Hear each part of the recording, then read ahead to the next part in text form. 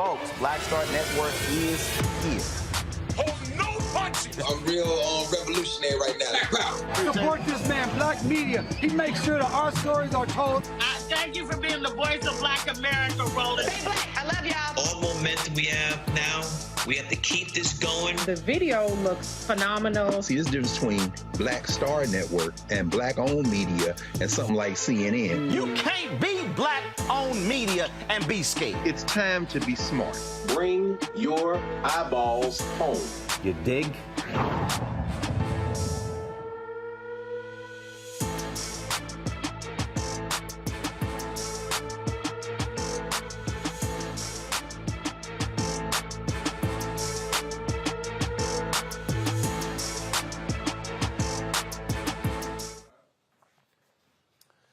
Today is Friday, December 16, 2022, coming up on Roland Martin Unfiltered, broadcasting live on the Black Star Network from Atlanta, where tomorrow the Celebration Bowl takes place. North Carolina Central versus Jackson State. We'll hear from Jackson State head coach Deion Sanders speaking about why he is leaving Jackson State for the University of Colorado. You don't want to miss what he had to say. Also on today's show, 5 Louisiana state troopers have been accused of beating Ronald Greene in 2019 to death. They have been charged. We'll talk to his mom right here about the negligent homicide, malfeasance, and obstruction of justice charges level against those 5 state troopers. Also, U.S. Attorney General Merrick Garland issues new guidelines to close the disparity between crack and cocaine charges. We'll tell you about that as well. A Louisiana Parish is in a legal battle to keep a construction company from building an industrial plant in a Black residential neighborhood. The co-founder of the Descendants project will explain the significant court victory. Also, the Senior Vice President of Public Policy and Government Affairs at the UNCF will talk about the IGNITE Act and what that means for HBCUs. Also, Black women are starting businesses at a faster rate, but there are issues there about getting those doors open. We'll talk with Monique Presley about a pathway forward for Black women. Plus, Chris Paul, the guard with the Phoenix Suns, graduates from Winston-Salem State University, and it presents a $2,500 financial gift to each member of his graduating class. We'll explain. Y'all, there's a lot to break down and unpack. Plus, also, the DJ, Switch, committed suicide. A lot of people have been talking about it, but life coach Avery Woodley dropped a video today on Instagram that is so emotional and so powerful, and it's the best video that I've seen talking about suicide. Folks, you do not want to miss this video. We got all of that right here on Roland Martin Unfiltered on the Black Star Network. It's time to bring the funk. Let's go. He's got it. Whatever the miss, he's on it. Whatever it is, he's got the scoop, the fact, the find. And when it breaks, he's right on time and it's rolling. Best believe he's knowing. Putting it down from sports to news to politics. With entertainment just for kicks, he's rolling. It's on go, roll, y'all. It's Roland Martin, yeah.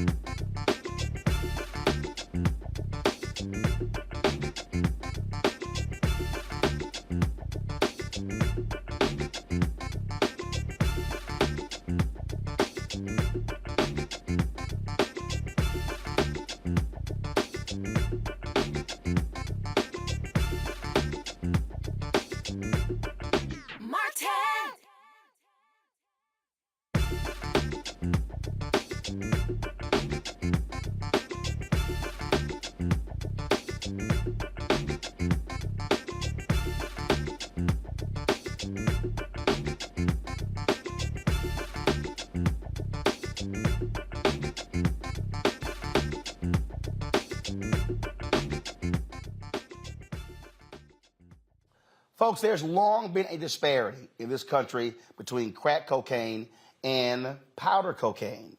The sentencing has changed multiple times. It used to be 100 to 1 under President Obama. It went from 100 to 1 to 14 to 1, but there's still a disparity. Well, today, U.S. Attorney General Merrick Garland announced that they are trying to reverse decades of this disparity.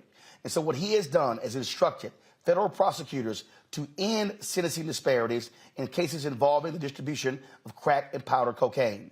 Again, since the 80s, the law has treated crack cocaine, which primarily impacts African Americans, differently than powder cocaine, which is primarily used by white Americans. So what's going to happen is this move is going to eliminate the current mandatory minimum federal sentence. Now, the national policy for possessing 28 grams of crack cocaine triggers a minimum prison sentence of 5 years compared to 500 grams of powder cocaine. Joining us right now is Regina LaBelle, the Addiction and Public Policy Initiative Director for an O'Neill Institute for National and Global Health Law at Georgetown University Law Center. Also, North Dakota Congressman Kelly Armstrong joins us as well. Glad to have both of you here. I want to start with you first, Regina, because, look, we've been covering this issue, and it has always been nonsensical to have a different sentencing for crack cocaine and powder cocaine when both are cocaine. Yeah, I mean, we've been at this, as you said, since 1986. For 4 decades, we've had the sentencing disparity. And as you mentioned, you know, we went from 100 to 1 to 18 to 1, and now we have an opportunity. There's action in Congress that would make this permanent to get rid of the disparity, because what the Attorney General did today was excellent. And it sends a message to prosecutors about this. However, if you have another attorney general, that attorney general could revise it. It also doesn't make it retroactive. So the legislation that's currently pending in Congress, the Equal Act, would do that. It would eliminate the crack cocaine powder disparity, and it would also make it retroactive. I testified on this issue last year in Congress before the Senate Judiciary Committee when I was acting director of the White House Office of National Drug Control Policy. And I was joined by Arkansas Governor Asa Hutchinson. And he knows what a disparity this is and what an injustice it is, and it's time for it to change. The thing that's weird here, Congressman Armstrong, is I don't understand why members of Congress have not seen how nuts this is. And the reality is the crack cocaine guidelines have disproportionately impacted African Americans, getting longer jail time. And it's crazy to say 28 grams of crack cocaine, 500 grams of powder cocaine.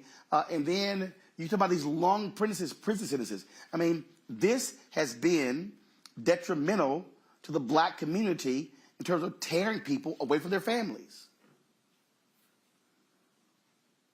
The U.S. House of Representatives passed it, I think, 361 to 66 over a year ago.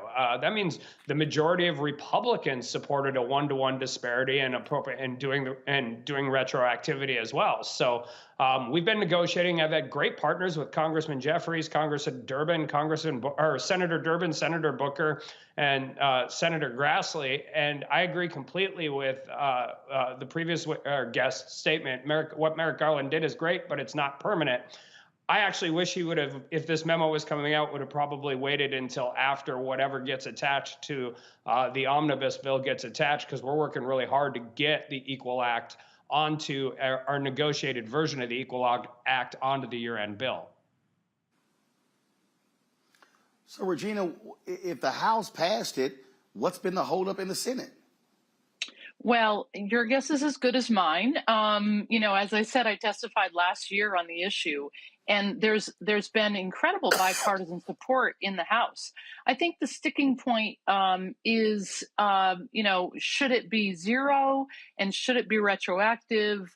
I think there's no question that people acknowledge that the disparity needs to be reduced and that it's not science-based. But, the devil is in the details. Next week, we'll see what Congress comes out with in the omnibus bill. And but today, the Attorney General sent the right message to the prosecutors and also to people who were affected by this, as you said, families and people who have loved ones who've been disproportionately affected. That we're going to take this step. Yes, now Congress can take the next step and pass the Equal Act.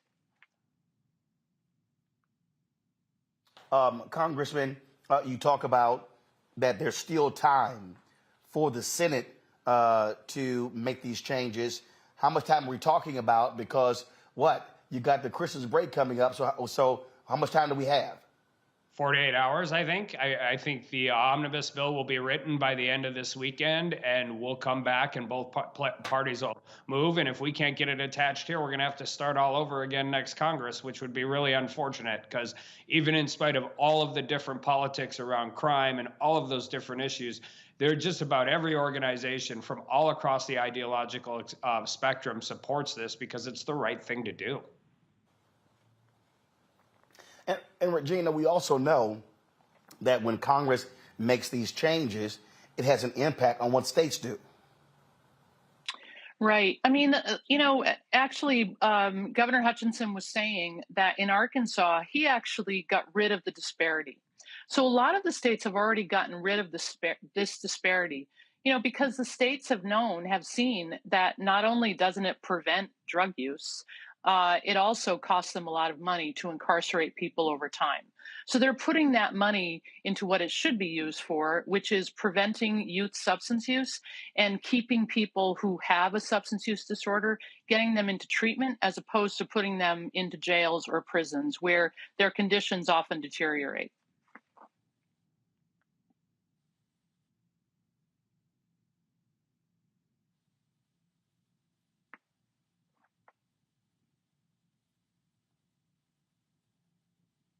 So, Congressman, sorry about that. I had an audio issue here. So, Congressman, last question for you. What do you need our audience to do? What should the public be doing right now to push this along? Keep the support, keep the pressure on. Let's keep moving forward. Everybody knows where it's at. We've been negotiating. Like I said, there's been a group of senators, bipartisan on both sides. We just need to get it in there. We need to get a negotiation, and we need to make sure that we're moving forward. And I think it is really important because states that have sentencing guidelines often look to the federal court, the ones that haven't done it. So this is a really big deal, not just for federal sentences, but for people all across the country. And it's a really big deal for people who have these unbelievably long sentences from something that happened when they were 19 and have the opportunity to get out and get back to their families, see their kids, see their parents, and become members of society instead of sitting in 47-year prison sentence for a nonviolent crime they committed when they were 19 years old. Agree 100%. Regina, LaBelle, thanks a bunch. Congressman Armstrong, thanks a bunch. We appreciate your efforts on this issue. Thank you. Thank you. I want to bring my panel in. Kelly Bethea, communications strategist. Michael M. Hilltop, host the African History Network show. Joe Richardson, civil rights attorney. Joe, I want to start with you. Again, I mean, these laws have been so discriminatory, have had such a negative impact on African Americans. And it goes to show you the racism that has existed when you literally have cocaine. And it's crazy. You could have 30 times more of powder cocaine, and you're getting the same sentence as crack cocaine. 28 grams to 500. It's crazy. I mean, we are still dealing with the effects of the so-called war on drugs.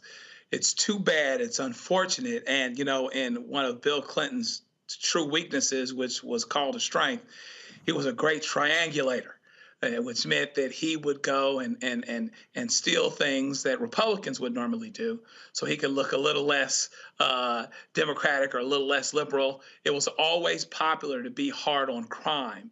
And so therefore, when we was ending welfare as he knows it and as we know it, and then doing the crime bill, there were things that came from that war on drugs, which goes over some period of time, that we're still trying to undo. They would do it bad, in taken one step, but it seems like coming all the way back, you got to take 4 or 5 to get just as far. Meanwhile, back at the ranch, you've destroyed families generationally.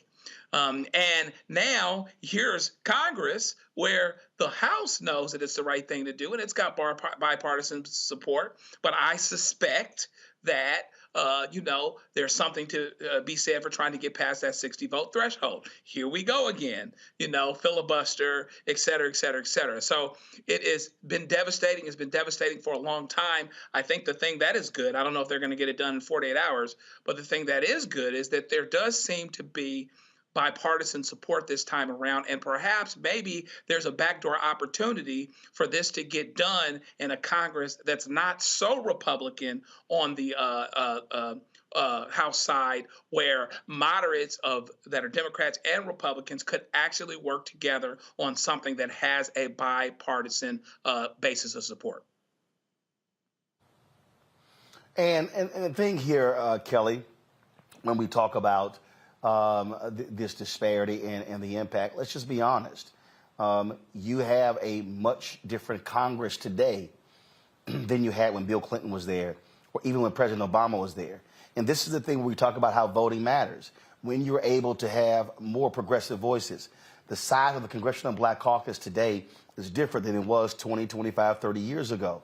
And so the work of activists has also been critical in changing the viewpoints of a lot of these Republicans who were opposed, and a lot of also these conservative Democrats.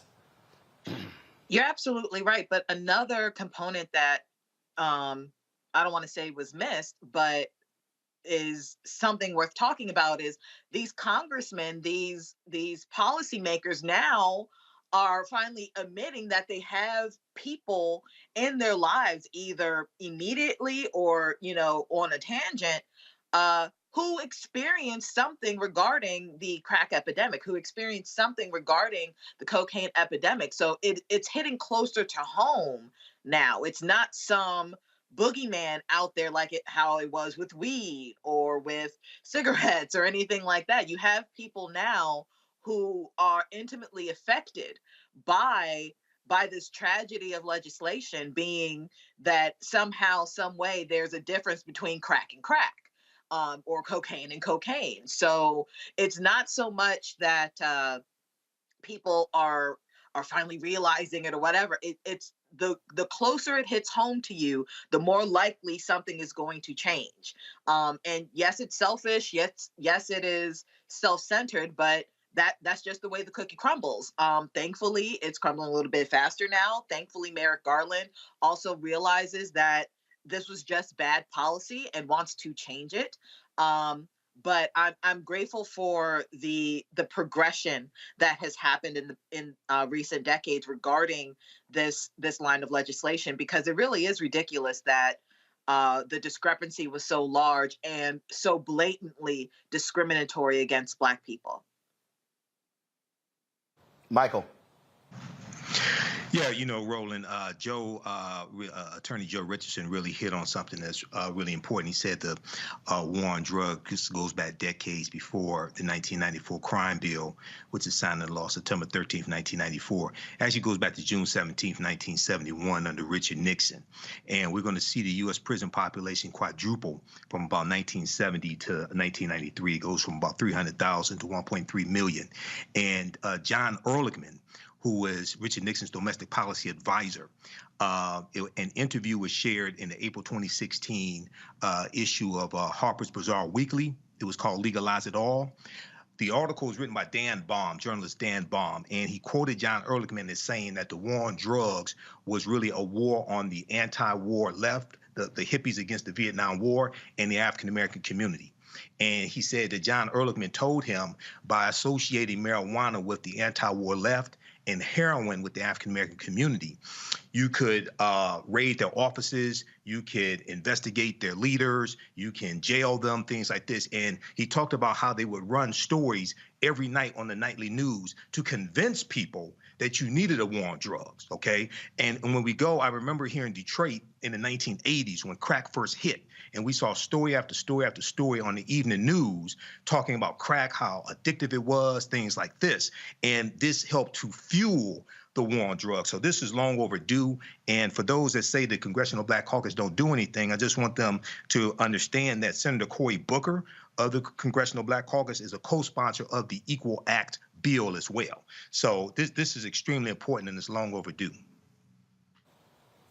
Indeed. All right, folks, got to go to a break. We come back. We're going to talk about the 5 Louisiana state troopers now charged for the death of Ronald Greene. His mother will join us next right here on Roland Martin Unfiltered on the Black Star Network. Don't forget to download the Black Star Network app, Apple phone, Android phone, Apple TV, Android TV, Roku, Amazon Fire TV, Xbox One, Samsung Smart TV. Also, you can, of course, join our Bring the Funk fan club. Your dollars make it possible for us to be here on the road, traveling around the country, covering the stories that matter to you. Send your check and money orders to P.O. Box 57196, Washington, D.C., 20037-0196. Cash App, $RM Unfiltered. PayPal is R Martin Unfiltered. Venmo is RM Unfiltered. Zelle is Roland at RolandSMartin.com. Roland at RolandMartinUnfiltered.com. And, of course, be sure to get a copy of my book, White Fear, How the Browning of America is Making White Folks Lose Their Minds. Available in all bookstores, online at Amazon, Barnes & Noble. You get it from Target. Also, download a copy from Audible. And, folks, if you're watching on YouTube, hit that like button. We should easily be over 1,000 likes. Do the same thing on Facebook, on Twitch, on Instagram. Show your love for this show. We'll be right back.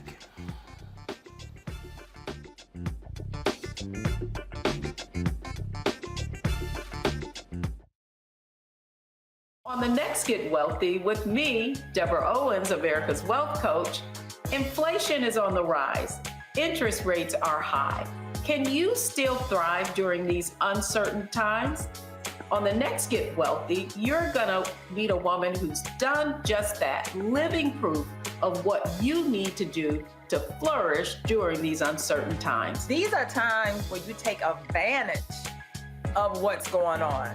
This is how people get rich or richer. That's right here on Get Wealthy, only on Black Star Network. On the next A Balanced Life with me, Dr. Jackie, 'tis the season, tree trimming, party going, and gift giving. And I don't know about you, but for me, sometimes it can be overwhelming, and sometimes it's just downright exhausting. Surviving the holiday season, we've got tips for you for staying sane, solvent, striving, and thriving, and sometimes keeping a little money in your pocket. 2 things just out of the gate: set boundaries and set a budget. On a next A Balanced Life right here on Black Star Network with me, Dr. Jackie.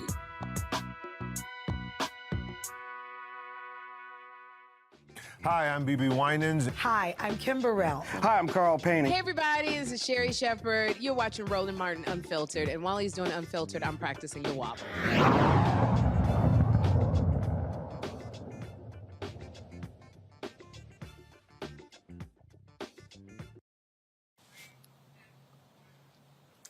Folks, 3 years ago, Louisiana state troopers lied about how Ronald Greene died. They said he died from a car crash. Body cam footage showed he was viciously beaten by police officers. 3 years later, last night, a grand jury indicted 5 of those state troopers for the death of Ronald Greene. Trooper Corey York was indicted on 1 count of negligent homicide and 10 counts of malfeasance in office. York was previously suspended for 50 hours without pay as part of the investigation. He's now on leave. Trooper John Cleary was indicted for 1 count of obstruction of justice. He's been placed on leave. Former Louisiana State Police Trooper Dakota DeMoss was indicted on 1 count of obstruction of justice. DeMoss was fired last year after arresting him in a separate excessive force case in which troopers beat another black motorist following a high-speed chase. Former Louisiana State Police Trooper Captain John Peters was indicted on 1 count of obstruction of justice. Peters retired last year after acknowledging he approved use of force reports that glossed over another black motorist beating without reviewing the video. Chris Harpin was indicted on 3 counts of malfeasance in office. He was also placed on leave. Joining us right now is Mona Harden, the mother for Ronald Greene. Mona, it is glad to see you. We've had you on the show before. You have been standing and fighting for 3 years for justice for your son. And last night, it had to be, it had to feel good, even though your son is not here, that finally these officers have been charged. Now, charged is one thing, convicted is another, but at least we're moving forward with some semblance of justice. Yes, yes. And I thank you so much for this platform again. I must say that the emotional highs and lows was just so crazy throughout the whole day, and how it ended up. We're truly elated. We're grateful that we've gotten this far. First and foremost, we are so grateful. Here we are. What happens next and how these charges unfold, we're waiting and anticipating. And yesterday was, again, you kept waiting and kept waiting. In fact, we were supposed to have you on the show last night, and the decision had not come down. And surely you and others were just hoping and praying that the right thing was going to happen, because all too often, in so many other cases, families have been disappointed. Their loved one has been killed by cops, and those cops walked free. I tell you, it was so many people, men, women, came to me. They were just in tears. I think back, and it's just gut-wrenching, because they know, just like you say, they know of so many who went to their graves with no answers, for their loved ones. So this is really historical, because this is for everyone here. It's not about just Ronnie, it's for everyone, because it's the spectrum of this is just so wide. We have to keep an eye on this, how it plays out, what kind of conviction these cops get. It's horrible, even now, to find out that they haven't been arrested. They should be locked up. They shouldn't be roaming free. We came this far, we got indictments, and they should have been cuffed on the spot and jailed. Because we're talking about murder. And we talk about murder, but we're also talking about this flat out lying. I mean, they came to you, others said, "Oh, he died in a car accident." What was it? His car struck, what did they say? It struck a tree? Yes, that's exactly what they told us. He struck a tree, I'm so sorry, and he died on impact. That's how it first was relayed to us. And to see how it unfolded, when we first saw the car, and we saw that the car had very minimum damage to it, hood, nothing was caved in. We knew from then, oh my gosh, yeah, we had a fight on our hands. And they said, you're dealing with state troopers. They run the state of Louisiana. We had no idea how meaningful that statement was and how scary it would end up being for me and my children, this investigation. And it was also just the constant lying and the lying to investigators, the lying to you, the lying to lawyers. And then all of a sudden we begin to see the reports, and then the body cam, and then all of a sudden we begin to hear about obstruction of justice and the falsifying. I mean, and just constant. And this thing really evolved where it showed the sheer corruption among Louisiana State Police. Exactly. And that's what you have to focus on, the whole picture in its totality, because it clearly defines the so organized criminal activity from the top down throughout the whole state. All these politicians, the top brass, all those, there's so many entities that this network of KKK, it is what it is. We have to call it like it is. This organized criminal activity from KKK members, it is what it is. I'm not going to sugarcoat this mess.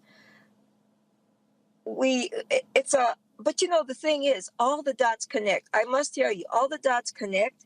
So it's like, let's get in here and pull these pieces out. They're so well connected, but it's so obvious because they don't give a damn. They're in your face with everything they have. They truly hold themselves above the law and dare you to come and dismantle them. They dare you to come in And it's like, for me and my family, I'm so sorry. I'm traveling right now. And I think I'm on focus. Or am I okay? No, you're fine. You're fine. No, you're fine. Well, first of all, you know, and I've had to do this way too many times, Mona. Unfortunately, you know, you are now part of a what we call a sorority or fraternity nobody wants to be a part of. And the crazy thing is, and let's just be honest, without you fighting, without the community and the protests and the organizing, we wouldn't be at this day. If it was not for your vigilance and the people out there in the streets, these Louisiana State Troopers, they would have been able to get away with this, and this thing would have been covered up by their fellow officers. Yes, sir. Yes, sir. And I must tell you, there's people throughout California, Arizona, all over. Kansas City, they're ready to get on there, call to action, because they're furious for the fact that we found out after the fact that these cops, that we went this far and they're still there. They're still at home. It's crazy. And so many people were just so upset that regardless of how far we get, you're still dealing with the corruption, because you have these lawyers, these politicians, these whatever they have, these big brothers above them that are steady giving resistance of holding their own accountable. But these people, I'm here to tell you, it's like, they're like, give us numbers, we're going to call wherever we have to call. Lamar Davis, because Lamar Davis should have cuffed him. I don't understand. I just don't understand. We have what we have, but you still refuse to hold them accountable, lock them up. They should be locked up, because we're talking about murder. Indeed. Mona Harton, we appreciate it. Again, sorry for your loss, but we appreciate your fight and for your fight for accountability in this case, and we're going to continue to see this story through its conclusion. I tell you, stay tuned. We're not through. We are not through. I'm proud to say. Because what we do for everyone. All Thank right. you. We appreciate it. That's right. Thank you so very much. Kelly, I'll start with you. You know, we've been on this story from day one, and just the constant lying is what gets me. Just straight lying. I mean, I can only imagine what this mother is going through, what several mothers have had to go through in the course of this journey of police officers just lying about what they do to their Black sons and daughters. It is absolutely disgusting. It is just,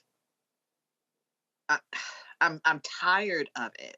I don't know how else to describe how fatigued and drained I am of it. And if I'm drained of it, I can only imagine how these parents feel, how these family members must feel that their loved ones are no longer here at the hands of law enforcement, who have constantly not only lied, but been protected by way of their lies. It is the ultimate betrayal of public trust, of that social contract between someone who is supposed to be protecting you and yourself as a citizen.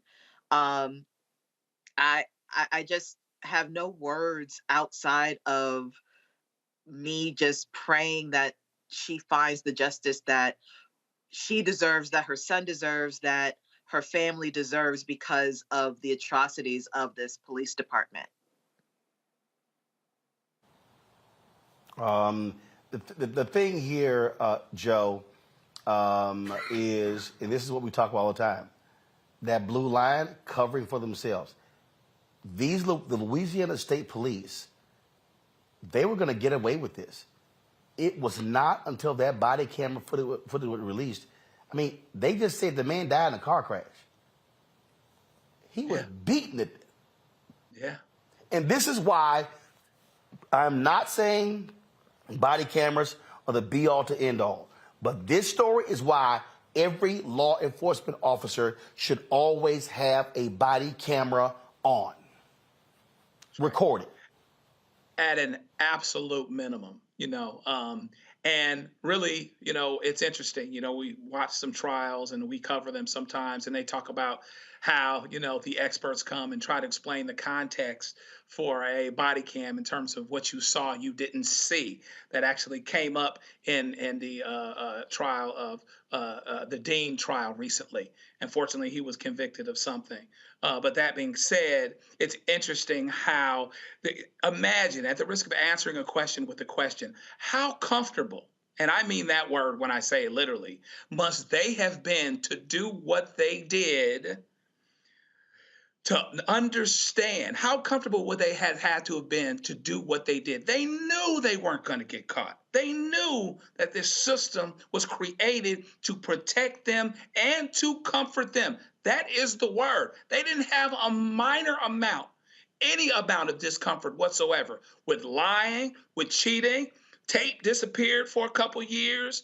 Everybody was still working, and just about until an indictment the other day. Everybody's still working.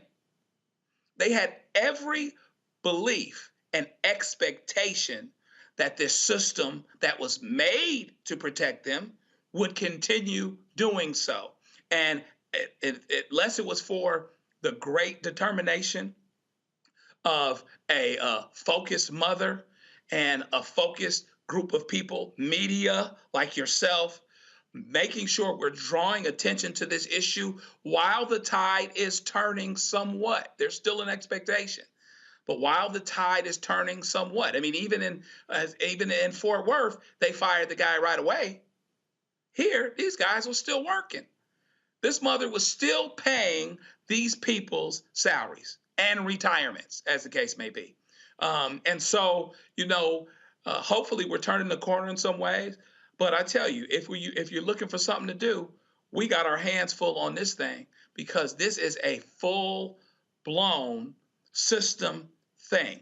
They had every expectation that they would be protected, and it's not over yet. We'll have to see what happens with the jury, et cetera, but at least people can see. It's not a foregone conclusion that police could never be wrong. There was a time when that was the case, and even when they were wrong, it was about what you could see. There was no film. There was no nothing. That's why the body cam was so important. That's the reason why they didn't want it uncovered. But here we are, and by faith, with faith and works, we'll continue to get where we need to get, so that these folks, the ones that are alive, 4 out of 5 ain't bad, or 5 out of 6, whatever it is, get convicted like they should. Michael, the point that Joe makes there is it. They knew we can get away with this. Yeah, and what's interesting here is the 46-minute body camera footage. It came from the body camera of Officer DeMoss, Dakota DeMoss, and he lied and said that he was fighting for his life against Ronald Greene. Okay, now Ronald Greene was tased 7 times with the stun gun. Okay, Master Trooper Chris Hollingsworth used his stun gun 7 times on Ronald Greene, and then also he was beaten in the head with a flashlight as well. All right, now unfortunately, Chris Hollingsworth died. Okay, that's the officer that died. I wish he was alive to face the full weight of the justice system on him. But if it had not been for this 46-minute body camera video, we would not be here with these charges. So hopefully every last one of these officers face the stiffest penalties. Hopefully they're convicted, face the stiffest sentences. And, this is why body cameras matter. This is why prosecutors matter, okay? And this is why elections matter as well. Indeed. Folks, hold tight 1 second. Go into a break. We come back. We'll stay in Louisiana, and we'll talk about a community group that's been fighting an environmental project for a very long time. They recently got a court victory. We'll explain exactly what that is. Also, folks, Avery Woodley, life coach, we've seen her on our fitness segments. She put together a powerful and emotional 7-minute video talking about of the suicide of prominent DJ and dancer Twitch. It is one that you do not want to miss, where she gives her personal testimony about what she endured when she almost decided to commit suicide. We'll have that for you right here on Roland Martin Unfiltered on the Black Star Network. Back in a moment.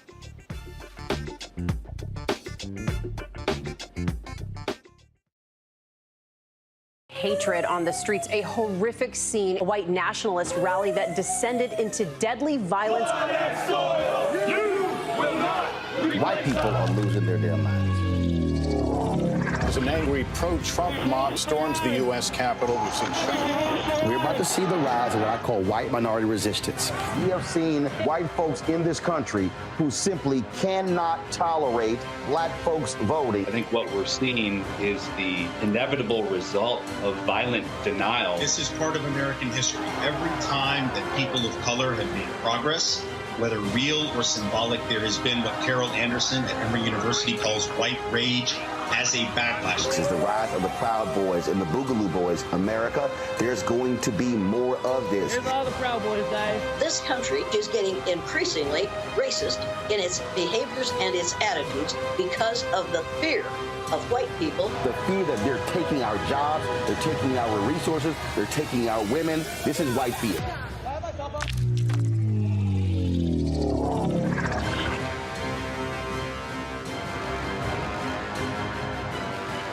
Something crazy, but I don't know what to do. I'd rather just sit here. Hi, this is Cheryl Lee Ralph, and you are watching Roland Martin, Unfiltered. I mean, could it be any other way? Really? It's Roland Martin.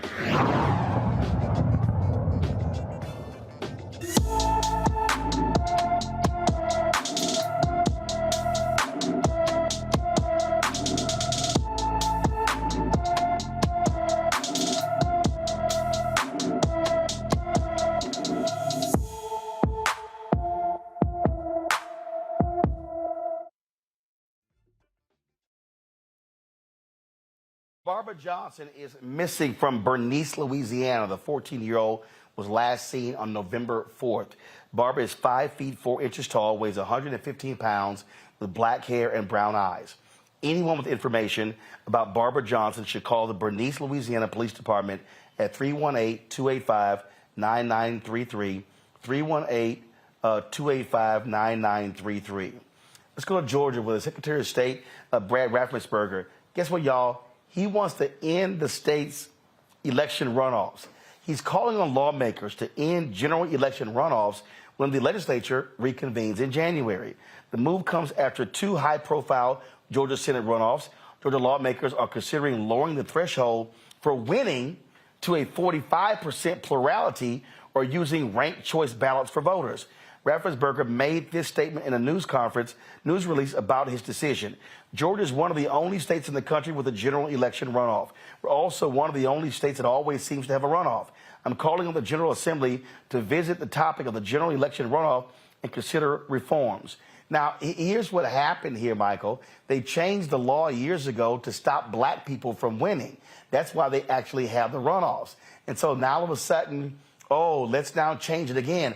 I kept warning people. Warnock wins. They're going to try to figure out another way to change what's going on here because they don't like losing.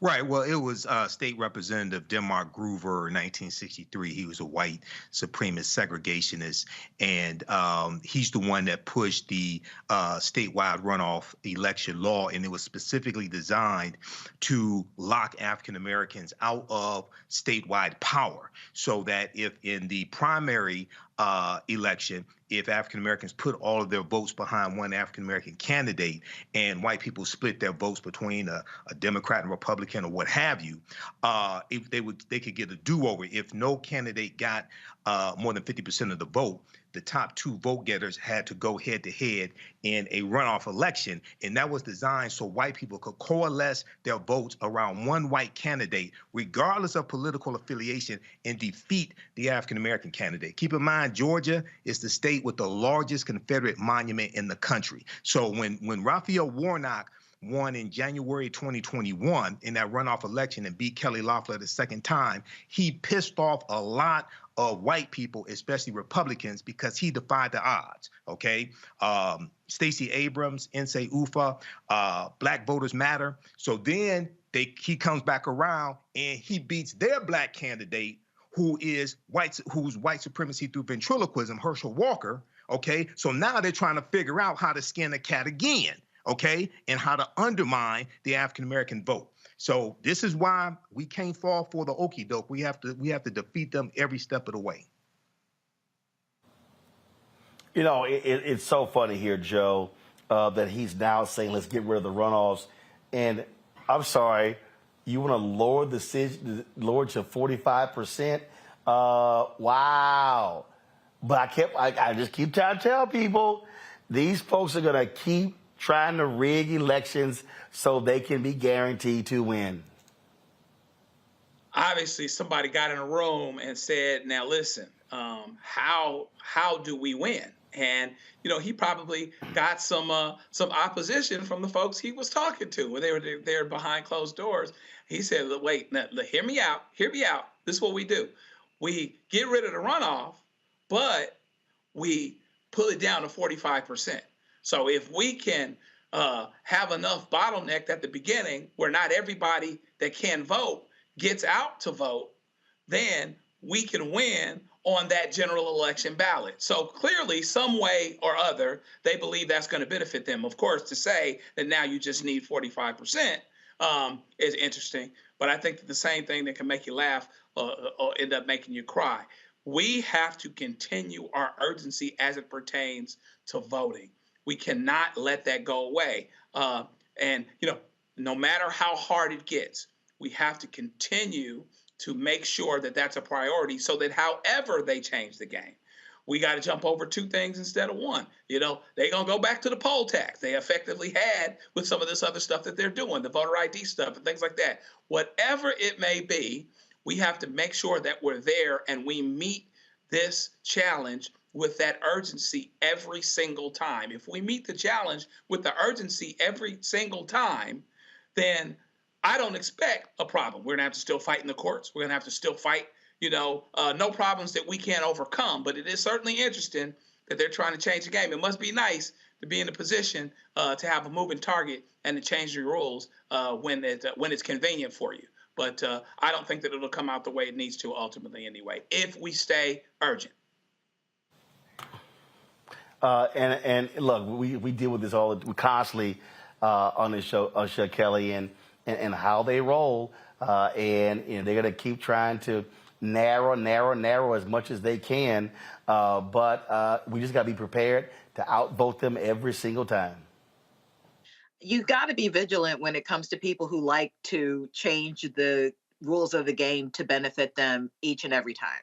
I'm going to echo the sentiments of the panel, the rest of the panel of, I think it's funny how they only want 45% now, as if Democrats can't get 45% first or anything like that. I mean, it's laughable how much bending over backwards they are willing to do in order to at least think that they could possibly have a shot.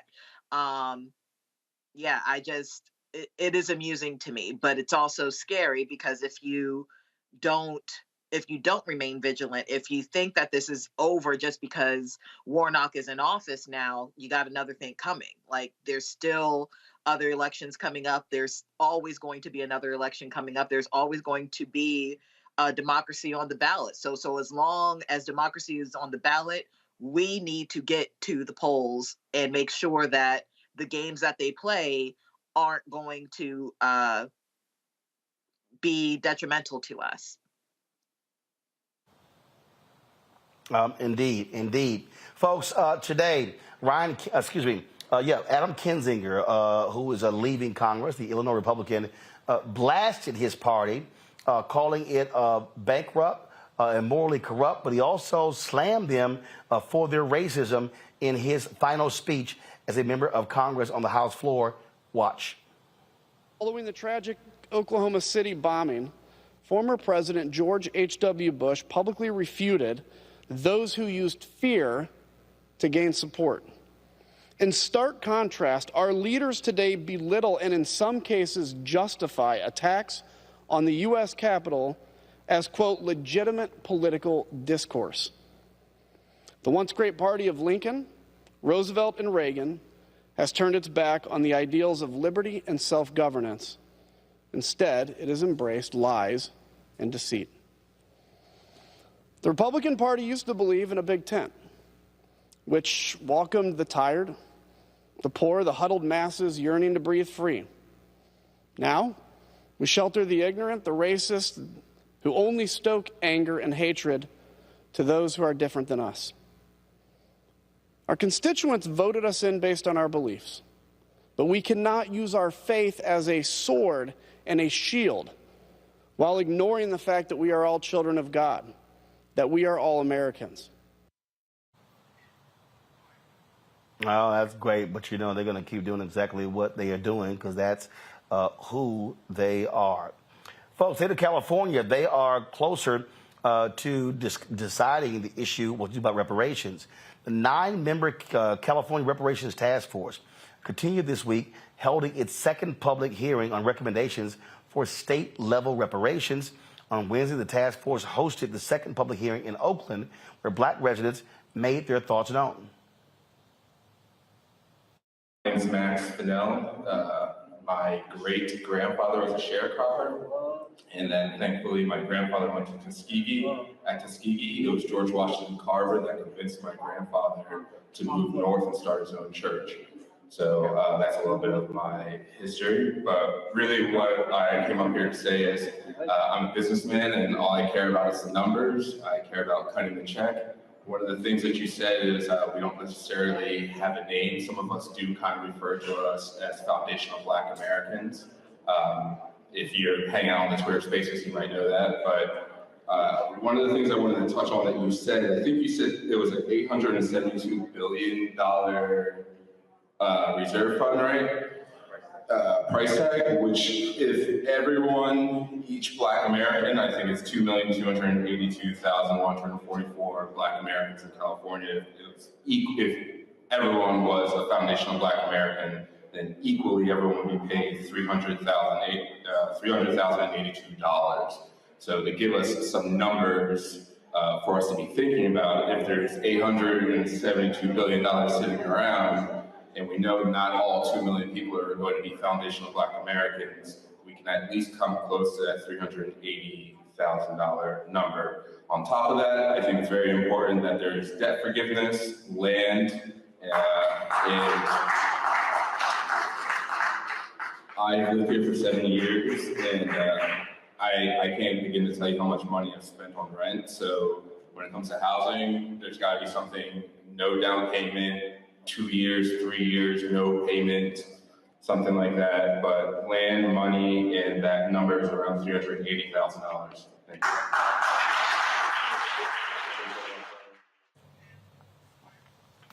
Task Force Chairperson Camila Moore has not set a dollar amount or the form of reparations.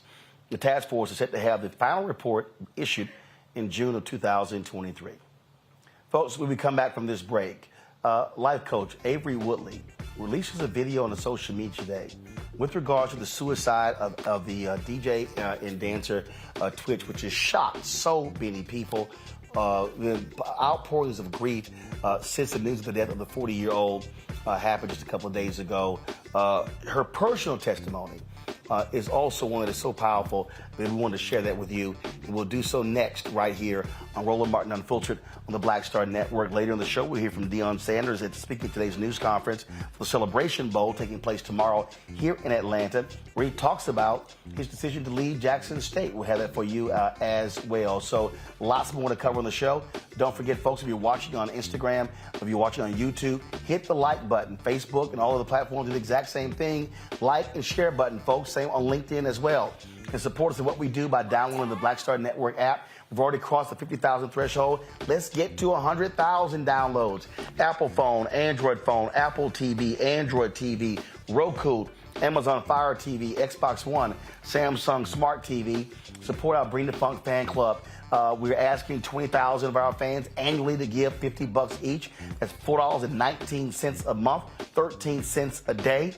You can support us by sending check and money orders to P.O. Box 57196, Washington, D.C. 20037-0196. Cash App, $RM Unfiltered. PayPal is R Martin Unfiltered. Venmo is RM Unfiltered. Zelle, Roland@RolandSMartin.com. Roland@RolandMartinUnfiltered.com.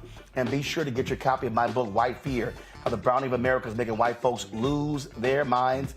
Available at all bookstores everywhere. Be sure to check it out. And, of course, download the copy from Audible as well. We'll be right back.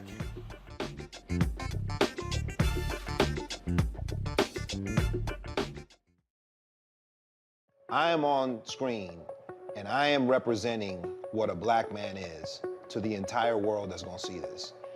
And this might be the only black man, a representation of a black man that they see. Right. So I am responsible. Right. For how they see black men. And it's my responsibility to, if I am not playing an upstanding, honorable, someone with a strong principle and moral core, to make sure that this character is so specific. Right.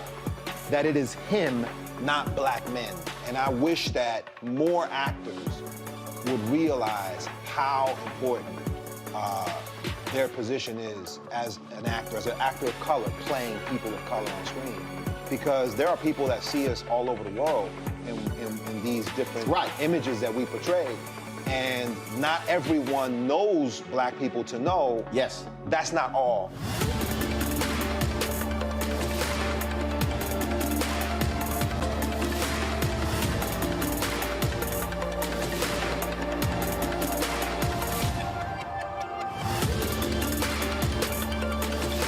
Carl Payne pretended to be Roland Martin. Holla! You are watching Roland Martin, and I'm on his show today, and it's, what, huh? You should have some cue cards. Hey, what's up, y'all? It's your boy, Jacob Lattimore, and you're now watching Roland Martin right now.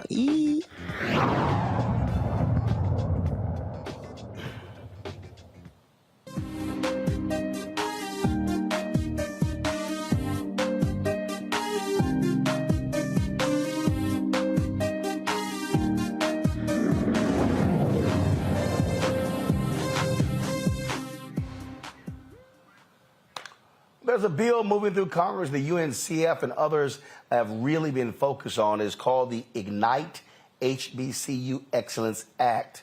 It stands for the Institutional Grants for New Infrastructure, Technology, and Education for HBCUs Excellence Act. It establishes a grant program to support long-term improvements of historically black colleges and universities. Joining us right now is Rodriguez Murray, the Senior Vice President of Public Policy and Government Affairs for the UNCF. Rodriguez, glad to have you back on the show. So if this act is passed, what will it do for HBCUs? Sure. And Mr. Martin, thanks for having me back on again. What this would do will be building new buildings on HBCU campuses. Alumni, those who appreciate the campuses, they've all said that they wish the facilities were better.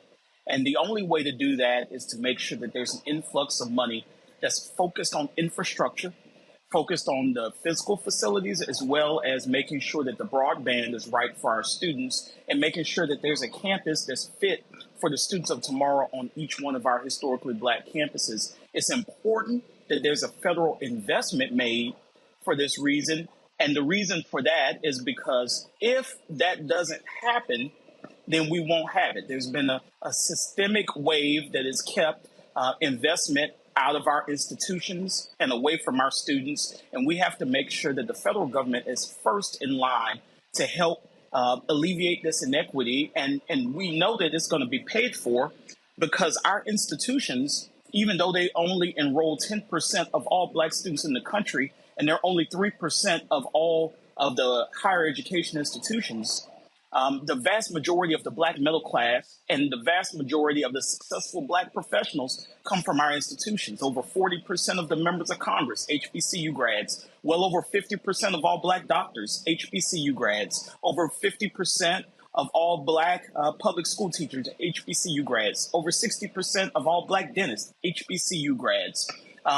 The list goes on and on and on. Almost all the Black judges, most of the Black lawyers, all HBCU grads. And so the investment in our campuses will be paid for many times over by the product that we put out. And there must be something magical happening on those campuses, because even with 10% of all Black students enrolled, we tend to have such better outcomes than institutions with many more resources than us. And so this particular act, first of all, how much in resources are we talking about? If we get it passed this year, and by the way, in your opening, you said it's moving through Congress. As a matter of fact, it's actually stalemated, and our outcome is unclear if we're actually going to achieve the passage of the act and have it signed into law this year. But if we can get it, because of other appropriations that are moving through this year and could culminate next week, it looks like upwards of $225 million in 1 year for building on our campuses. But we actually have to pass the bill and get the authorization. And that's why UNCF has started a campaign and taken to social media. You know, we talk all the time about grass tops and then grassroots. We're trying to get to the grassroots and get the real people who have gone to these institutions, that know these institutions well.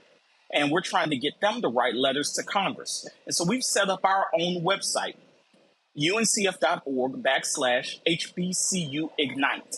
If you go there and fill out the form and press send, in less than 15 seconds, you can send 2 letters to the Senate, one to each one of your 2 senators, send a letter to your House of Representatives member, and then also send a letter to the president and to the vice president, a fellow HBCU grad, and let them all know that you want this bill passed and you want it passed this year.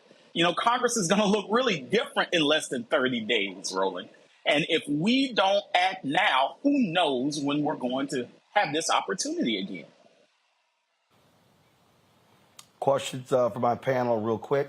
Kelly, you first. Sure. So are there regions in particular that you feel like need this help the most as far as HBCU construction, or are we talking about just blanket across the board money to HBCUs for construction purposes? Kelly, that's a great question. We're talking about the latter. So we've surveyed HBCUs, and over 90% of them say that they have deferred maintenance to the point where they need this kind of federal investment.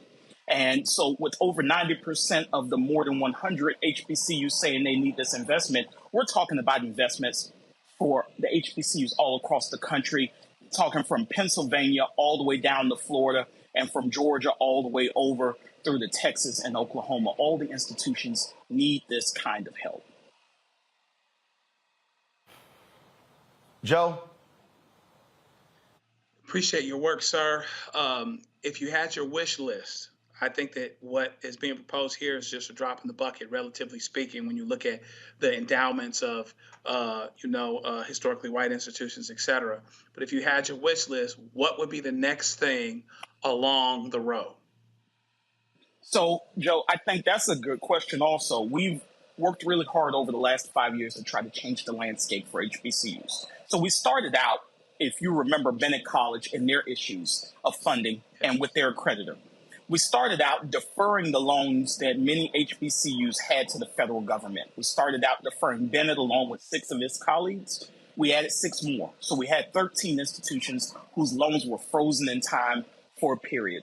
And then in December 2020, we were able to alleviate those same loans, not just for 13 institutions, but completely wipe them off the books of 45 HBCUs that were owing the federal government money to the tune of over $1.7 billion. In addition to that, we've been able to secure permanent funding for the STEM programs at HBCUs. That was the Future Act. It passed in December, almost the same time in 2019. And then over the course of the pandemic, we were able to secure some $7.5 billion with a B for HBCUs with a line item specific for those institutions. You put all that together, and we've been tackling issue by issue to try to improve these institutions, along with the philanthropic support that UNCF solicits from the public. But this is the next frontier. Infrastructure is the big thing, because when you're trying to recruit students, infrastructure is what they look at when they come to visit your campus.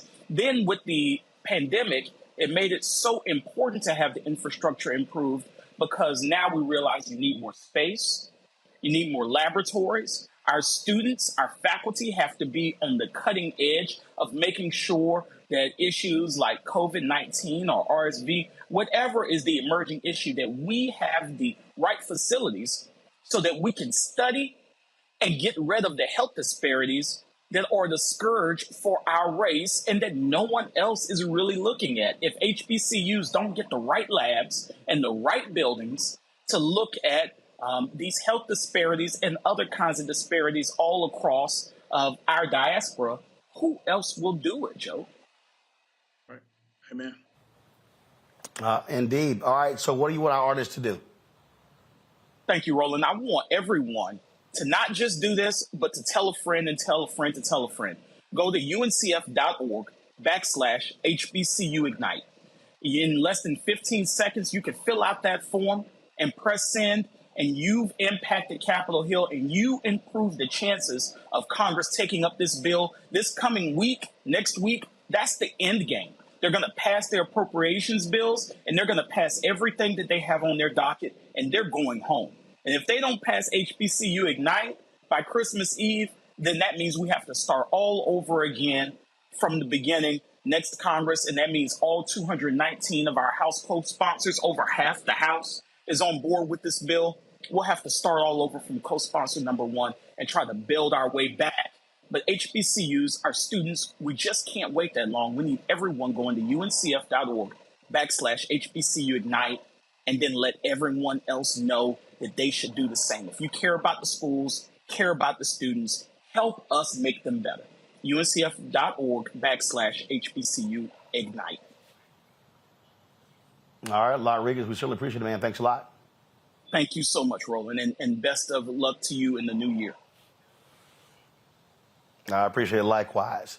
All right, folks, today at Winston-Salem State University, one of their graduates actually gave a gift to the fellow graduates. Chris Paul, 11-time NBA All-Star, of course, point guard, graduated today from Winston-Salem State University and presented his fellow classmates a $2,500 financial gift. Watch.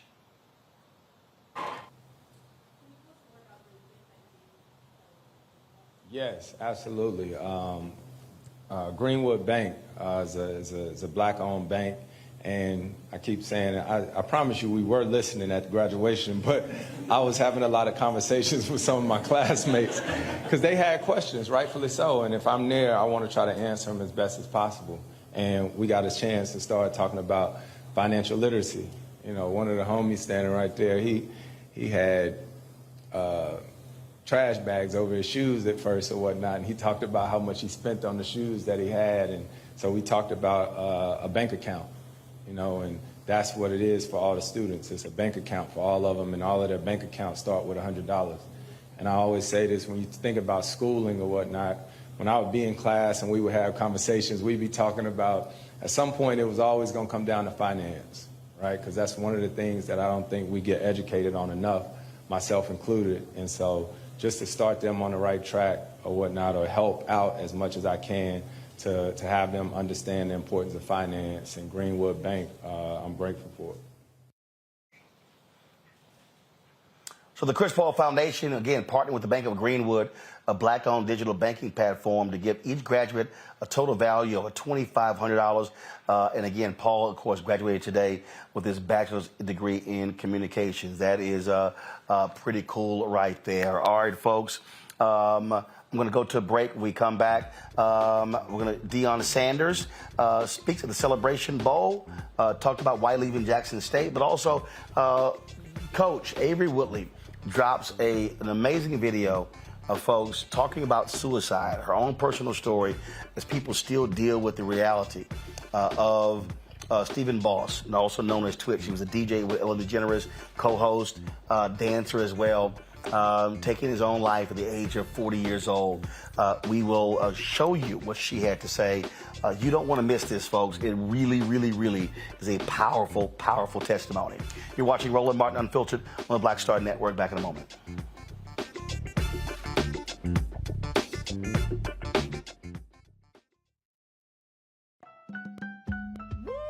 We're all impacted by the culture, whether we know it or not. From politics to music and entertainment, it's a huge part of our lives, and we're going to talk about it every day right here on The Culture with me, Faraji Muhammad, only on the Black Star Network.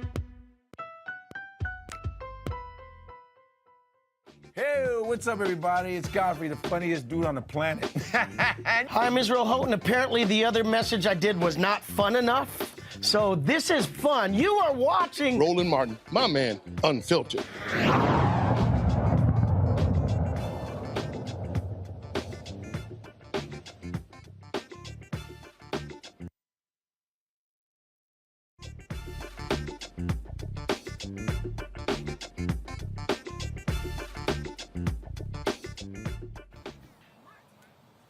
All right, folks, welcome back to Roland Martin Unfiltered.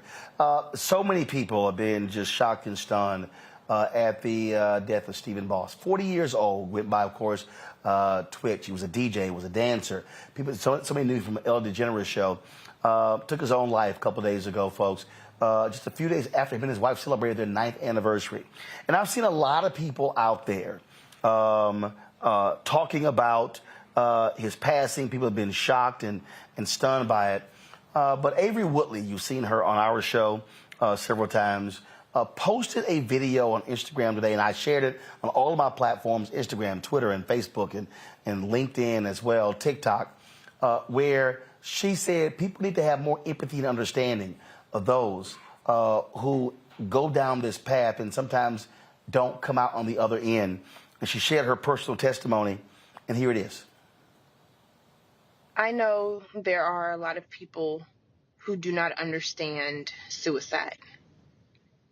And when we hear about someone passing away due to suicide, you will hear and see comments that say, well, they had this and that going on. What was so bad that they had to take their own life? What about their spouse? How could they? What about their children? What about the people that love them? How could they do that? They are so selfish. Or we also look at their success and things that they actually have, what their house looks like, what their cars look like, maybe even what they look like physically. And we'll say they had everything. Well, do wealthy people not pass by suicide, or successful people not pass by suicide, or what you view as an attractive person pass away by suicide? But it just goes to show how detached we are. And in a world where we are so connected, we are so disconnected. We are less human than we have ever been. We lack empathy on so many levels. And I was at one point one of those people. I didn't understand suicide. I didn't understand how somebody could be so weak or so selfish to take their own life,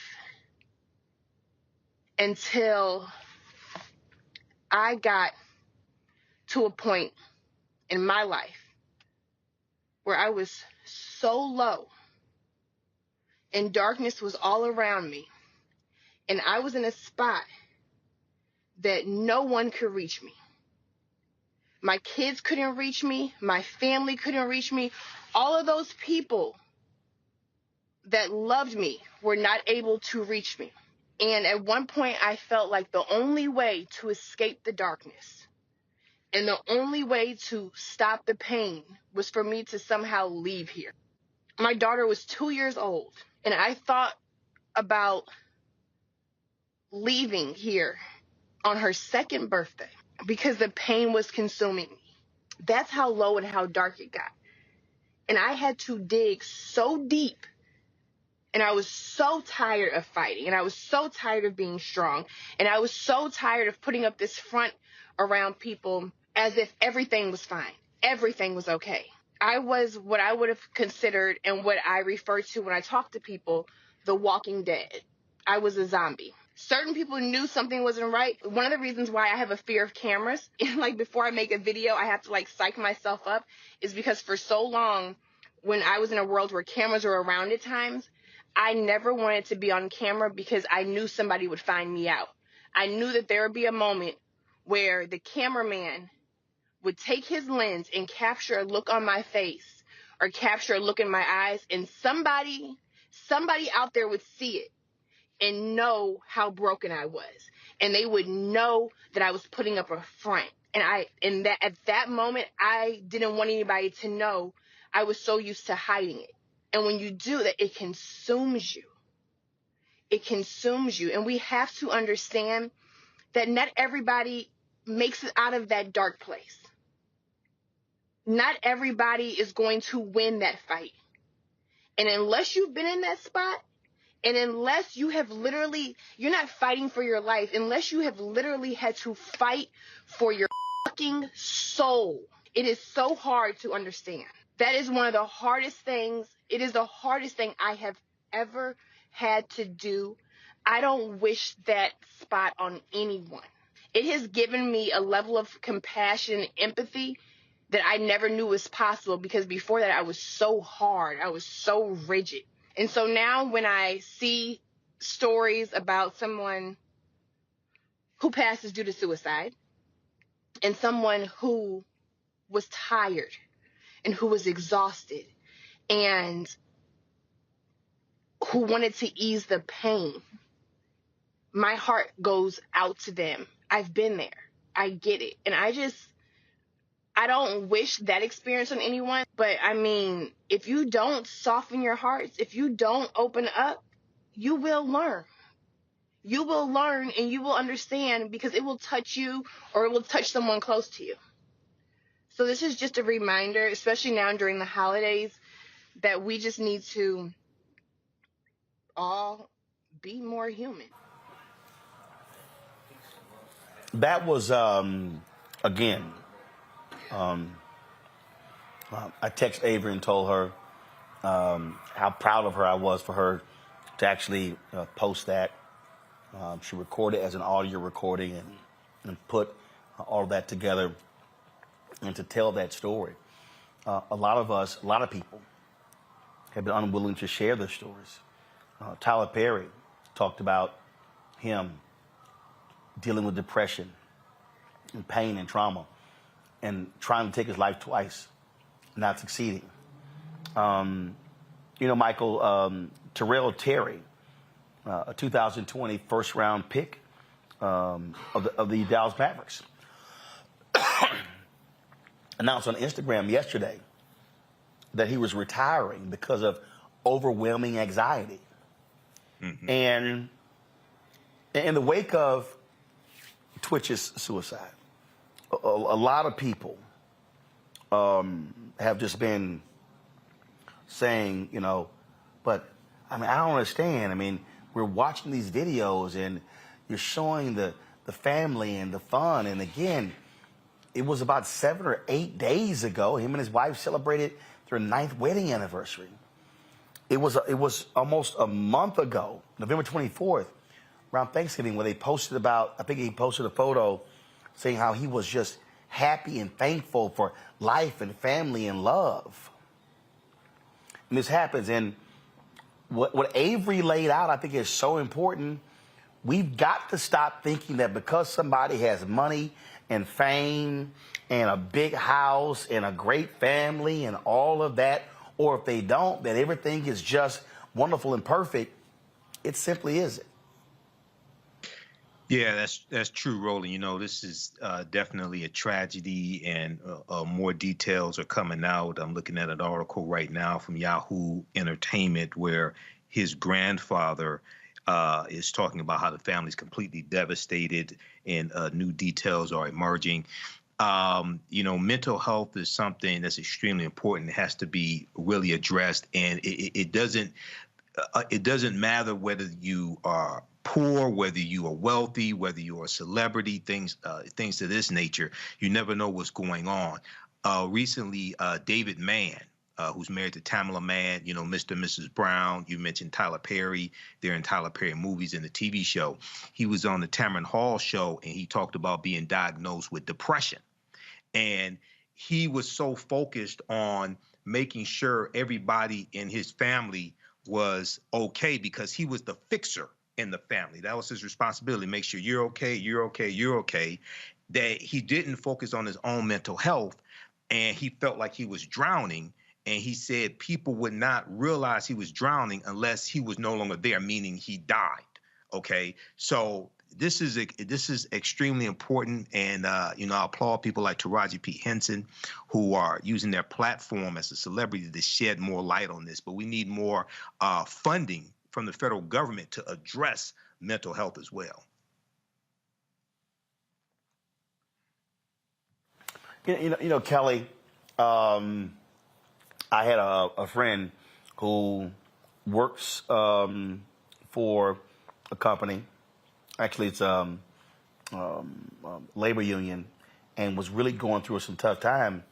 And I said, pick the phone up, call your HR department, and get help. You're paying for it. And that's part of the deal. Part of the deal is being able to share and talk to someone, and having someone to encourage you to get the help that you need, because for a lot of people, they just don't have somebody who they can call. And a lot of times, again, we're so good at masking things. In many ways, we just don't know what they're dealing with, even if married to them. And I get that. So this hit home for me because I also deal with depression and anxiety. I've been clinically diagnosed for years now. I've been on medication for years now. I have attempted suicide at least twice that I can remember. A lot of times I've blacked out. And most recently, my suicidal ideations came back within the last couple months because my brother was murdered October 2nd. So I get it. I absolutely get it. And for those who have, I've seen on social media talking about like how happy he was, this, that, and the third. You know, even his Thanksgiving post, a good day does not necessarily override a dark mind. You know, you having a spark of light every once a month or once an hour when 24 hours is still in a day. It is hard to get up every morning feeling, I don't even want to say like a failure, but like literally nothing. And to try and feel like something every single day, it is beyond fatiguing. I don't know how else to describe it. I also understand a lot of my family and friends, myself included, who are in the church, who are considered religious, who do not understand that sometimes, I'm not going to say that God is not capable, but God also made people who have the tools, who are closer to being capable than just some ancestral help. But to your point about, picking up the phone for those who are hurting, I know in my case that it was not a situation in which I could pick up the phone, because you don't even know you need the help. Because in my world, this was normal. If you don't know what normal feels like outside of what you are living through, how do you know to pick up the phone? How do you know that you're not doing well? You think everybody else is alone too, until someone comes into your life and shows you different. But if you don't have that something different, you're not going to know. I don't want to keep everybody here. It's late, but it is a journey. It is a journey to choose life every day. It is a conscious decision to choose yourself every day. And for those who, like Twitch, were not able to choose themselves in a way that would have benefited the rest of us, I just wish them well in the choice that they made. And I hope that they find the peace that they were searching for. But for those who are still on this side of the ancestral plane who are thinking about making that choice, don't. There are tools out there. There are people out there. My DMs are open. I'm out here. And whether it's through prayer, manifestation, or anything, you can and will get through this if that is what you want to do. Yep. And Joe, you know, one of the reasons why I was glad that Avery posted that, because I've seen some people already commenting on my Facebook page or Instagram page who said that they had suicidal thoughts or they actually were going down that path, and then when they saw her story, were encouraged by that. And part of the deal is by having very prominent people be very honest. And I thank Kelly for her transparency and honesty as well. When they were able to see folks who speak about dealing with this stuff, then they also realize I'm not the only one. It's just not me. That's right. And also, first of all, Kelly, I'm thinking about you. I'm praying for you. You know, and I appreciate the fact that you are courageous enough to add works with that faith to go as far as you can to continue in your self-care journey. You know, I have a client who is a young child, just turned 18 years old, was pimped out of the group home that she was in. She's suicidal because of what she's gone through and what she's seen. People will look at that person and say, oh, okay, I understand that person's suicidal, but what about the professional person who seems to be doing well? We have to continue to fight the stigma. I don't think it ever ends of understanding that, you know, being okay, there's more to meet than meets the eye to the notion of being okay. You know, we looked at Twitch's post on Thanksgiving with his wife, and we figured, oh my God, where did this come from? Came from a place. I've represented clients who have committed suicide, not necessarily connected to the cases. There's people from our high school class that have committed suicide. It's all over us. It happens to educated people. It happens to people that are uneducated, people that it's not supposed to happen to. And so what we have to do is do the best we can to be as intentional as possible. So when somebody like Kelly says something, somebody like the video that you showed, when someone says something, you know, you can't really take people where you haven't been. But one thing you can do is you can realize that there is somewhere else to go, that there is another experience out there where someone could have everything and feel like nothing and feel hopeless. It exists. It's there. And all of the trappings of whether it's fame or whether it's success or how people define it, I think can intensify those feelings. They might feel there's that much more on an island. I'm the one that's not making it, that's supposed to make it here, or I think I'm making it because this is how it was always defined to me. But I'm going from breath to breath and from hour to hour and from minute to minute, not knowing what it is I'm going to do. So we have to continue to talk about this as much as we possibly can and be a help and have some sensitivity and have some compassion of the fact that there are other experiences out there where people are just barely hanging on, whether you think they should be hanging on or not. We got to continue that discussion. Indeed. So, folks, there are services out there. If you are looking, if you have issues with suicide and those thoughts, please make the call, send the text message, and seek the help because we love you, the people who love you, and we want folks to be able to get as much help as they can. Got to go to a break, folks. We come back. Deion Sanders speaks today about the Celebration Bowl taking place tomorrow here in Atlanta, North Carolina Central, Jackson State. And he talks about why he's leaving, and why he left Jackson State, and what his mission in life is. We'll have that for you next, right here on Roland Martin Unfiltered on the Black Star Network. Back in a moment.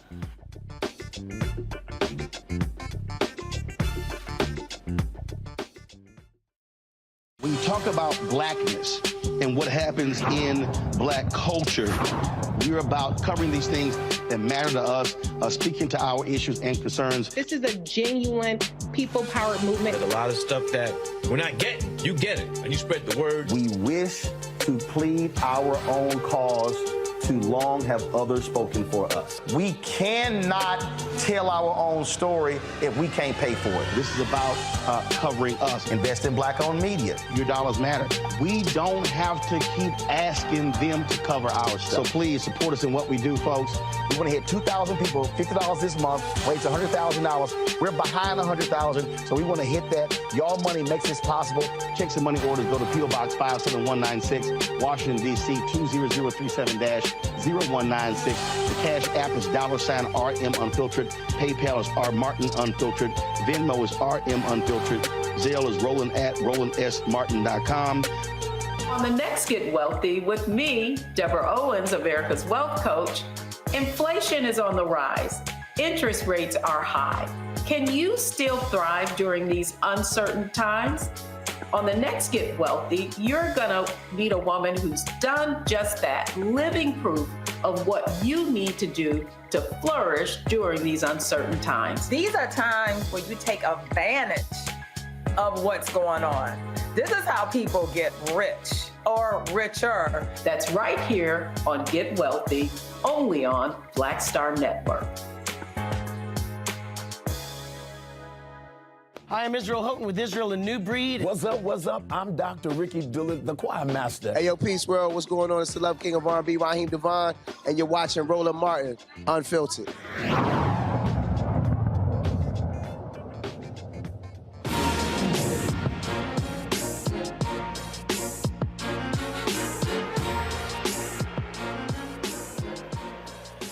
All right, folks, big game tomorrow on North Carolina Central Eagles, Jackson State Tigers, MEAC versus the SWAC in the Celebration Bowl, airing at noon Eastern on ESPN. Today, both teams held their news conferences, and Deion Sanders addressed the issue of him leaving Jackson State after 3 years to become the head coach of the University of Colorado, HBCU, to PWI. Here's primetime. Let's get the cat out of the bag, man. Let's go ahead and talk about that. You're right on all accounts. I appreciate you. Never once did I say they're going to put a tombstone with my name on it at Jackson State, so I wasn't going to die here. Y'all know that. Everything I said I would do, I did. Everything I said I wanted to happen, I tried my darnest to make it happen. We've exceeded, I think, expectations in some realm. But when I don't fit into someone else's plan and purpose, now there's ridicule. But you forgot about my plan and God's purpose. That's where the dysfunction comes. I reached a point where I said to myself, we're going to go out there and recruit another great class, and we were, and TC will, and we're going to win again. So at what point do we keep dominating that you don't get mad at us for dominating? Because it's a level of dominance where you start to turn. And I felt that. We start to get tension from our own people because you're dominant and you start saying, well, that's Prime. He can recruit that. We ain't got that. We don't have this. We heard that last night. You're 4 and 5 stars. Yeah, because we recruit those and they sign. But it comes a time that that's not what it's all about for me. I'm a winner. I've always won. I'm going to win. Y'all know that if you've done your homework. But it's bigger than that. It's about increasing enrollment. It's about the safety of students. It's about going to the next level, not just in football. I would love to go to another conference. Is the rest of the school ready? Is the baseball team ready? Is the basketball teams ready? Or just the football team? See, you make it just about football, and it's not just about football to me. It's about our trainers and kids that the fire alarms may go off and not being turned off at 3:15 in the morning. It's about people that may not have the proper safety on a campus that they should. I'm not just talking about Jackson State, I'm talking about everywhere. So the things that I want to accomplish, I can't do it by just being the darn football coach and winning games. I can't do it. And I reached a point where I had a real conversation. with the Lord. Now, it's funny how you believe the Lord when he said to come here, but you don't believe me when I tell you the Lord may tell me to do otherwise. It's like my God is talking to you about me. I don't think he works like that. But it's so much more that I can't do because that's not my occupation. I'm a football coach and a darn good one. And name one thing in football that we haven't accomplished that I said we would. But it's bigger than that. And until we address these underlying issues that nobody wants to talk about, ain't nothing gonna change. Football, yes. But what else is gonna change? And I'm a change agent. That's what it's all about to me. Because I'm not just attached to the football players, the equipment persons, the trainers, the academic persons, everybody on campus. When we leave, you're gonna find out what all we did. Because they don't really talk about the positivity until we go. You'll find out what all we did for Jackson State and all we wanted to do for Jackson State. I just pray to God that in all that get some understanding on change and where change really starts. And it does not start in the football department. I thought it was good. That was a moment, wasn't it? Yeah, Coach Sanders. Thank you, Sam, for clapping me off. All right, folks, we're going to be live streaming tomorrow morning from the Fan Zone, 10:30 a.m., partnering with Coca-Cola. Look forward to that. We'll be attending the Celebration Bowl, and then we'll have the post-Celebration Bowl coverage on Monday, powered by General Motors. So look forward to that on Roland Martin Unfiltered. So cannot wait for that to happen. All right, folks, black women, they start businesses at a faster rate than anybody else, but many of them are running into significant challenges when it comes to growing their businesses. Monique Presley wants to change this. She's offering Launch with Monique Presley. The setup, 3-day coaching seminar for entrepreneurs and future entrepreneurs who want to set up their businesses for sustained success. Monique joins us right now. A lot of people out there, they say they want to be the boss, but don't know really what that requires. Absolutely. And Roland, thank you so much for having me on your show. It feels like the first time. No, we as Black women, we're preeminent, right? In so many things. We have the most education. We are the most employed. We have the largest number of people who are entrepreneurs. Our demographic, more entrepreneurs from 2014 up till the current day. But we also have the largest number who are not sustaining our businesses for 5 years, which is the magic number that determines whether you're going to be successful as a business owner or as an entrepreneur or not. And that's the part that I want to change. We get in business out of necessity.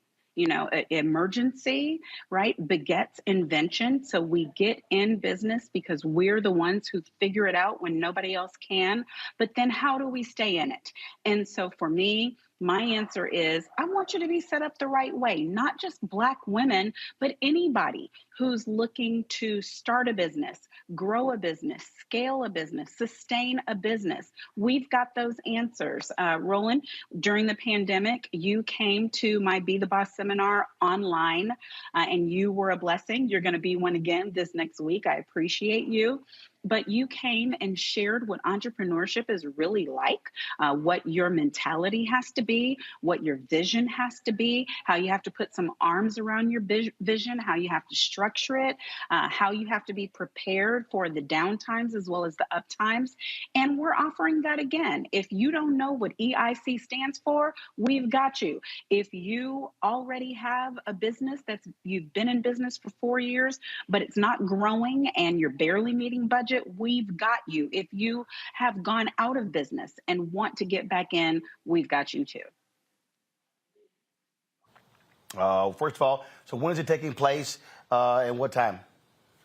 So it's online, and it's this Tuesday, Wednesday, and Thursday, December 20th, 21st, 22nd at 8 p.m. Eastern. If people want to register, they can go to launchwithmoniquepresley.eventbrite.com. That's launchwithmoniquepresley.eventbrite.com. And if you're watching me now, then there is a promo code for you. What's the promo code? RMU. You get 20% off your registration. There's general admission registration, and then there's VIP administration for all 3 nights, which gives you an opportunity to get question and answers, not just from me, but from my guests. Listen, they say there's going to be a recession, Roland. I don't know if I believe them or not, but what I know is this.